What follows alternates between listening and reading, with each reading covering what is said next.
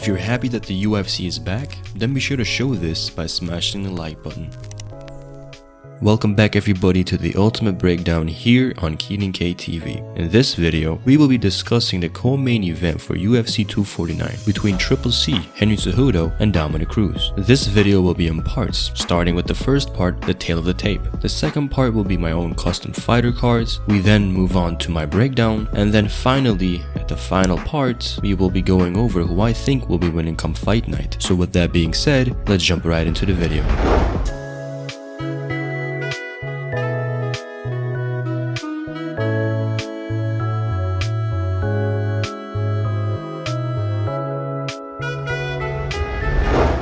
In this matchup, instantly from the get-go, the natural bantamweight Dominick Cruz is going to be having the size advantage, having 4 inches in height and 4 inches in reach. What Henry Cejudo has in his favor is his youth and activity. In the sport of mixed martial arts, you always want to be refining yourself and competing consistently and having this nice, gradual growth. The more breaks you take in between fights, the more drastic each performance is going to be differing from one another. Let's take a closer look at my own personal fighter cards. Let's start with the challenger Dominick the Dominator Cruz with an overall rating of 90, having 92 striking, 87 grappling, 93 stamina, 87 chin, 91 defense, and an 86 physicality attribute. Dominick Cruz's standout attributes are his stamina and striking. He's a very elusive fighter who can keep it up for 5 rounds straight. If we take a look at his opponent, the champion Henry Cejudo, he has an overall rating of 92 with 88 striking, 95 grappling, 92 stamina, 91 chin, 92 defense, and a 93 physicality attribute. Henry Cejudo's standard attributes are his grappling and physicality. He's a very strong fighter for the flyweight division, and transitioning over to the bantamweight division, I would have to say that he is still one of the strongest fighters in the entire division. Just look at what he did to Marlon Moraes, always in his face, being able to utilize his weight and his grappling ability to really put on the pressure on somebody like Marlon Moraes, who is pretty strong himself. And over the years, his striking has gotten better as well, which is the reason why I gave him an 88. And if we take a look at his chin, he's still a very young fighter who hasn't really gotten dropped yet. He hasn't really gotten hurt all too much in his physical prime, and I don't believe that in this type of a matchup he will be facing somebody who is, a power striker anyway. So with that being said, how will this fight really play out like?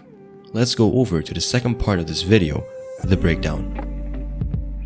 Henry Cejudo versus Dominick Cruz. It is a fight where we can take a look at Henry Cejudo and look at him as the fighter who has the most traditional and grounded style out of the two. Comparing that to somebody like Dominick Cruz himself, you'll be seeing that Dominick Cruz is a very awkward, out-of-the-box character. Having a very nice, flowing freestyle style, it is going to be very hard for somebody like Henry Cejudo to get a good read on Cruz early on in the fight. Additionally, with the 4 inches in height and reach, this is going to be greatly expanding the gap that is present when you're fighting somebody like Dominick Cruz. Dominick likes to move around, he likes to make you miss, and then he likes to counter. He has never been the fighter who wants to lead the attack first, who wants to be coming in first. He may come in first with his feet, but he really just wants you to throw a punch and just bait something out of you that he can exploit. Now, when you don't give him that opportunity, and when you're being a fighter who is calm and waiting on him, and at the moment that you have figured out his patterns, you have pretty much figured out the entirety of Dominick Cruz's game. That was what happened when Cruz fought Cody Garbrandt. Now, Cody Garbrandt in that matchup just fought terrifically. He has dynamite in his hands, and at that point, Dominick Cruz has always been a fighter who likes to be moving into his shots, and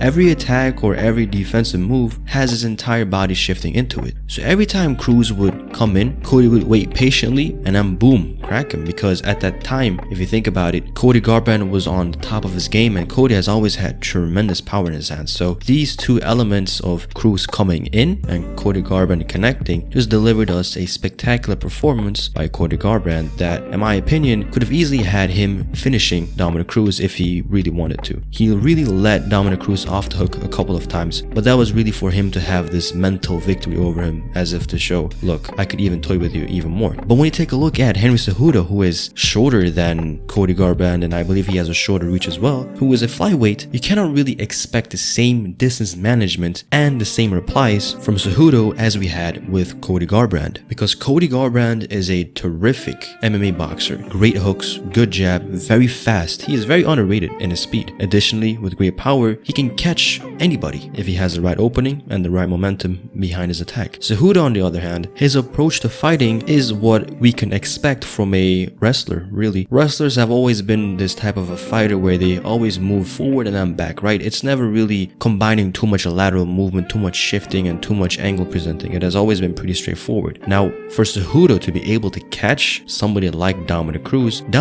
would have to come at him predominantly in a straight line. Now, the attacks that Henry Cejudo throws out there are predominantly straight punches, aside from his kicks. I do believe that Cejudo's kicks can cover great distances, and he's very explosive with them as well. Now, what Henry Cejudo can really have troubles with is just getting a good read on what Cruz is doing. Cruz can stay on the outside, pop him, feint him, and every time something would come out of Henry Cejudo, it would most likely be a straight attack, which really does not consist of anything more than one or two strikes behind one another. I haven't seen Henry Cejudo throw many combinations that chain movements together. Usually it has always been 2 or 3 quick, snappy, powerful punches, and that was about it. Against somebody like Cruz, you really have to up your game a little bit to cover a greater distance to get a little bit closer on him. Now, being the fighter that Henry Cejudo is, who is fast, powerful, light on his feet, and strong, he can make up for that with his athleticism. He can get in ranges that most of these bantamweights cannot really get in. And if you think about it, the only person who really was able to catch Dominick Cruz greatly was a fighter who let Dominick Cruz come in on him. Henry Cejudo does not have that ability. He doesn't have the abilities that Cody Garbrandt has in terms of counterpunching, and he doesn't really have the power either. He does have speed, but speed in a different way. Just flyweight, quick on his feet, quick with his hands, in and out speed. That is what he has, and he's going to be utilizing that. And as we have seen with Dominick Cruz when he fought Cody Garbrandt, and I know I'm bringing up a lot of that, but it is really looking at what the weaknesses are of Cruz, and no better fighter exposed that than Cody Garbrandt. We have seen that Cody Garbrandt was able to take him down, and when you think about taking people down, you don't really think about Cody Garbrandt all too much. You think about Olympic wrestlers, and guess what? Henry Cejudo is that guy. But the difference was, with the game plan that Cody Garbrandt utilized, where he let Dominick Cruz come in on him, he was able to catch him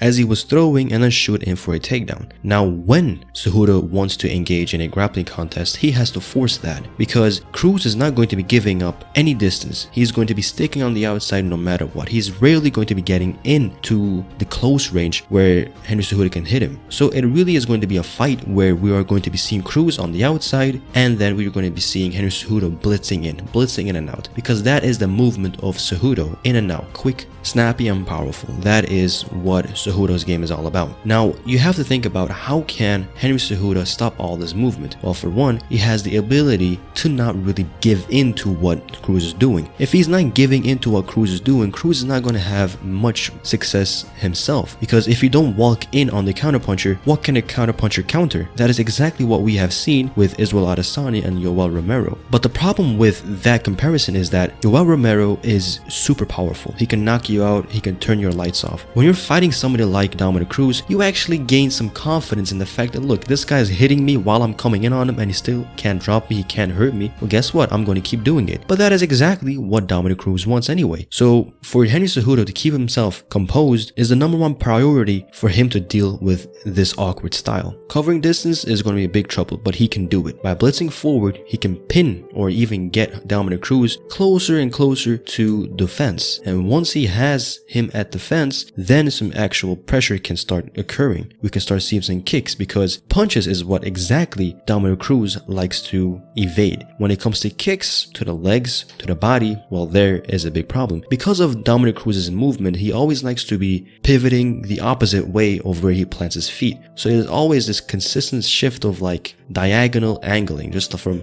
his head is on the left side and his feet are just the opposite way to the right. And then he will keep shifting, right? Feet to the left, head to the right. And he always likes to do this. But what this really does is make him stationary the moment he gets into a position where actual head movement occurs. That is what exactly got him in trouble against Cody, because as soon as he was done evading and doing his fancy stuff, Dominick Cruz has to throw himself. And how does he throw? He likes to throw these looping punches where he first sets his feet and then starts throwing. Exactly in that moment is where Dominick Cruz is very susceptible of getting taken down. Mind you, Cejudo is extremely strong for this weight class. Fast. What you saw when Cody Garbrandt shot in on him is nothing compared to what Henry Cejudo can do. And the difference is, Henry Cejudo can keep him down. Now, to what extent can he keep him down, right? Against somebody who is 4 inches taller than you, has a longer reach, it is going to be pretty hard for you to be able to control this entire long body. Now, it is not really that big of a difference, but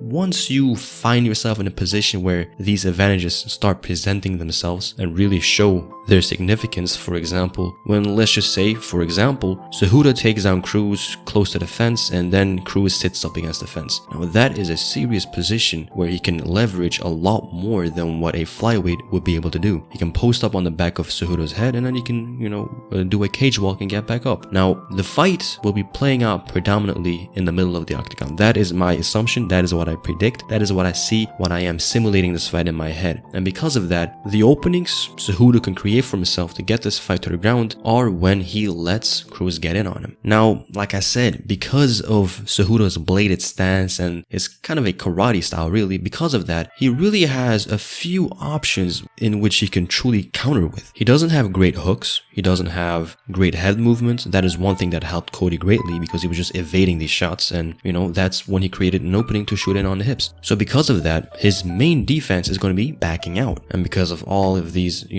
hopping in and hopping out, the distance will always remain pretty long, pretty rangy. So I do assume that this fight will be playing out predominantly in the middle of the octagon. And I do believe that the age is something that we just cannot ignore, right? All this time I've been talking about Cruz, but the last time we saw Cruz fighting was about 4.5 years ago where he got, knocked down all over the place. So, and that is not really a good sign. Now, given somebody like Cruz 4 years off, who was 34 years old, past his athletic prime, I would assume, Cruz has always been a fighter who utilized athleticism, but not necessarily athleticism in the manner at which you would expect athletic fighters who depend on their athletic attributes to be like. For example, Anderson Silva was very reflex heavy, speed heavy, and as soon as he started to age and his speed started to decline, his reflexes started to decline, that is when you saw a decline in his performances. But Dominick Cruz is more of a drill fighter. He's kind of like a Tony Ferguson who just drilled his entire career to be this awkward moving fighter. And because of that, I don't believe age is going to be a big factor for him, but I think speed is going to be declining, his footwork is going to be declining, and I do believe that fighting a flyweight, of all people, is going to be a big difference in speed and in the ability to be able to generate power in short distances. So with that said, I do believe that for the majority of the early rounds, Cruz is going to be having his way with his distance and with his ability to be awkward. It is going to be taking a lot of mixed martial arts for Cejudo to be able to neutralize Dominick Cruz. So will he be a fighter who will continuously chase him? I don't know. I hope not, because that is going to be a very big problem for him. So I hope that whenever it does come into a close exchange and whenever Dominick Cruz starts planting his feet, that is when I believe Henry Cejudo can get a good clinch in on him and then start using his wrestling. That is when I believe that will happen. Other than that, in this matchup, Henry Cejudo does have the knockout ability. He can most definitely catch Dominick Cruz. Age is something that you just really can't recover from. When you get your chin cracked, it is cracked forever. So we'll see. But with that said, who do I think will win come fight night?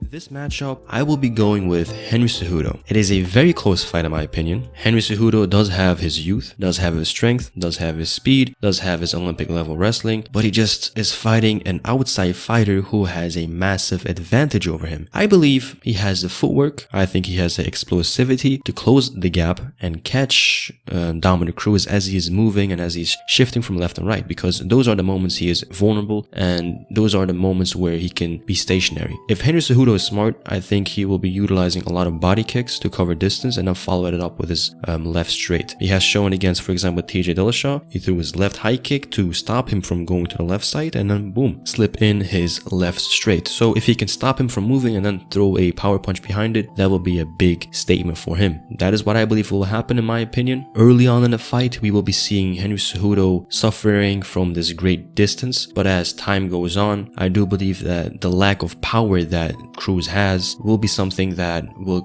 show itself. Now, I do say a lack of power. It is against most of these bantamweights, right? Flyweight fighter like Henry Cejudo is kind of a different story, but he is a big, strong guy, so I do believe that he will be able to take it, but he has a size advantage nonetheless. So Cruz is probably going to be hitting him harder than he has ever gotten hits, maybe other than Marlon Rice, but Marlon was really good at chopping the legs. He didn't really focus too much on head strikes, but we'll see. I do believe this fight will be a decision fight, and it will most likely be going to Henry Cejudo. I'm really banking on the fact that he can get over the early, struggle that is Dominick Cruz, but, the 4 inches in height, the 4 inches in reach, the ability to move around, be evasive is really just going to be a big problem for him. It is kind of, if you think about it, Dominick Cruz has just the perfect style for him, but the layoff, the age, the chin, you never really know where he is at truly. So with that said, I'll be going with Henry Cejudo. I believe that at some point he will be able to implement his wrestling as well, get the fight to the ground, and when that happens, I think that the dynamic is going to be shifting a little bit more into the favor of what Henry Cejudo wants to do inside that octagon. With all of this said, in the end, it is only truly time that will tell the truth. But before then, who do you think will win come fight night? Leave it all in the comment section down below. As always, I have been Keenan from Keenan KTV, signing off. Later.